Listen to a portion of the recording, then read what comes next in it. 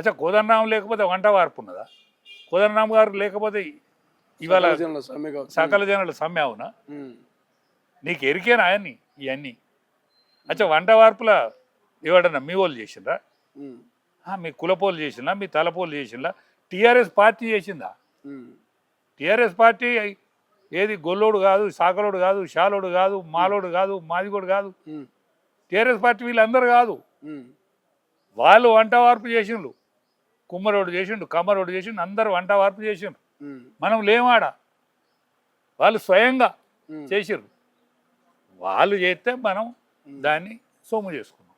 దానికి తొలి ముఖ్యమంత్రి దళితుడే అని నువ్వు ఆ సీట కూర్చున్నావు. ఎక్కడైతే ఉద్యమాన్ని మొదలుపెట్టిరో ఆ నందినగర్ నివాసంలోనే మాజీ ముఖ్యమంత్రి కేసీఆర్ను విచారణ పేరుతోటి ఇబ్బందులు గురి చేస్తున్నారు, అగౌరవపరుస్తున్నారు అంటూ నేను ఆర్ఎస్ ప్రవీణ్ కుమార్ ఒక కామెంట్ చేసిండు. దీని మీద ఏమైనా మాట్లాడతారా? ఇప్పుడు ఆ ప్రవీణ్ కుమారుకు దాంట్లో ఏది ఐపీఎస్ ఆఫీసర్ ఉన్నాడు కదా ఆయన. అవును. అప్పుడు దాని తర్వాత బహుజన సమాజ్ బిఎస్పీలో పనిచేసినప్పుడు ఇంత కదరు ఉండే. ఇప్పుడు డప్పు కొడతాడు పండి గజలు కట్టుకొని డప్పు కొడతాడు కేసీఆర్కు. ఏమవుతుందని కొడతాడు? ఆయన గౌరవం ఉన్న గౌరవం బయటకు వెళ్తాడు. ఉన్న గౌరవం బయటకు వెళ్తాడు. అంటే కేసీఆర్ ఏం చేసినా తప్పలేదా? ఇవాళ కేసీఆర్ రామకృష్ణ హెగ్డే కంటే గొప్పోడానే. రామకృష్ణ హెగ్డే ఇదే కేసులో సేమ్ ఈయనకి నేనైతే సిట్టు ఏదైతే పిలిచిందో ఈ టెలిఫోన్ ట్యాపింగ్ కేసులనే రామకృష్ణ హెగ్డే జాతీయ నాయకుడు ఆయన కూడా ముఖ్యమంత్రిగా ఉన్నప్పుడు పొరపాటు చేస్తే ఆయన కూడా అనుభవించాల్సి వచ్చింది.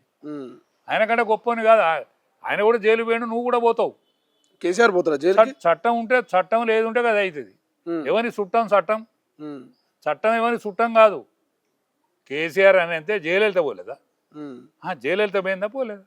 లల్లు ప్రసాద్ గొప్పని కాదు కదా. లల్లు ప్రసాద్ కంటే గొప్పని కాదు. యూపీ ముఖ్యమంత్రి ములాయం సింగ్ యాదవ్ కంటే గొప్పని కాదు. అందుకనే నీకు ఏం కావాలైతే చట్టం లేదు ఉంటే కదా అవుతుంది. ఇప్పుడు కాంగ్రెస్ విచారణ పేరుతోటి ఇబ్బందులు పెడుతున్నది, కక్ష సాధింపు చేస్తుంది అనేది కేటీఆర్ మాట. మీకు అట్లా అనిపిస్తున్నదా? మీరేమంటారు దీని మీద?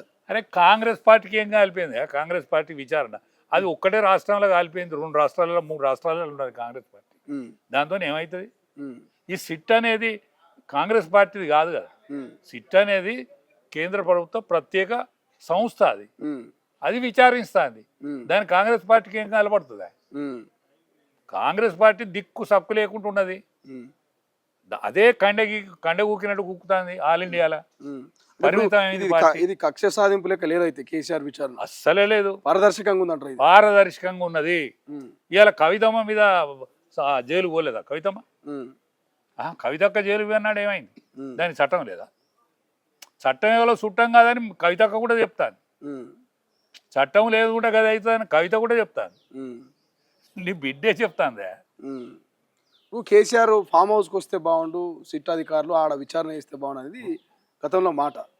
దీని మీద ఈ ఫామ్ హౌస్కి రప్పించుకునేదంటే నందినగర్కు రప్పించుకోవడం కూడా తప్పే.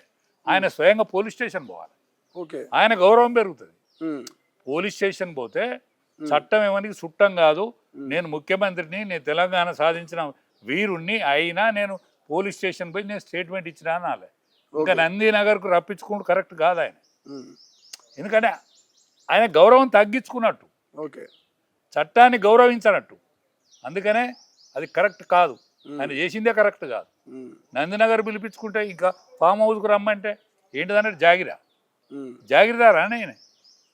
ఎందుకంటే జాగిరిదారులను నడిచింది. ఈయన జాగిరిదారు కాదుగా. ఇప్పుడు దిగిపోయిన ముఖ్యమంత్రి ఫామ్ హౌస్కు పరిమితమైన వ్యక్తి. ఆయనకి ఇంకా విలువ. ఇప్పుడు ఈ ధర్నాలు, ఈ ఆందోళన గురించి ఏం చెప్తారంటే అక్కడ కేటీఆర్ మాట్లాడుతున్న మాట ఏంటంటే రాహుల్ గాంధీ లేకపోతే సోనియా గాంధీ ఈడీ ముగ్గలు పోయినప్పుడు మీరు ధర్నాలు చేయలేరా? విచారణకు పిలిచినప్పుడు మేము కూడా మా అభిమానులు కూడా 10 ఏళ్ళు పరిపాలన చేసిన కేసీఆర్కి అభిమానులు ఉండరా? పార్టీ కార్యకర్తలు ఉండరా? ఆందోళన చేస్తే తప్పేందనేది వాళ్ళ ఒక మాట. ఇప్పుడు ధర్నాలు ఎవరు చేసినా తప్పే. ధర్నాలు ఒక నేరస్తుని విచారిస్తున్నప్పుడు ధర్నాలు ఎవరు చేసినా తప్పే. ఒక నేరస్తుని విచారించినప్పుడు ధర్నాలు కాంగ్రెస్ పార్టీ చేసినా తప్పే, ఏ పార్టీ చేసినా తప్పే. ధర్నాలు ఎవరన్నా చేస్తారా? బరిదెగించిన వాళ్ళు చేస్తారు ధర్నాలు.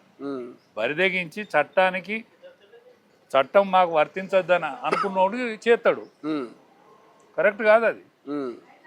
ఏం చెప్తారు ఫైనల్ గా ఫోన్ ట్యాపింగ్ సంబంధించి కేసీఆర్ టార్గెట్ గా విచారణ జరిగిందని చెప్తారు. ఫోన్ ట్యాపింగ్ లో ఏమి ఉంటే ఏ లోసుకుంటే ఆ శిక్ష పడుతుంది ఆయనకు, పడాలి కూడా. ఎవరైతే ఎందుకట్లా మీకు దగ్గర సన్నిహితుడే కదా, సన్నిహితుడు అయితేంది, చుట్టం అయితేంది, కొడుకు అయితేంది, తండ్రి అయితేంది, చట్టానికి ఎవరు చుట్టం కాదు కదా. ఓకే. అసలైన తొలి వెలుగు. ఫాలో వాట్సాప్ @తొలి వెలుగు official.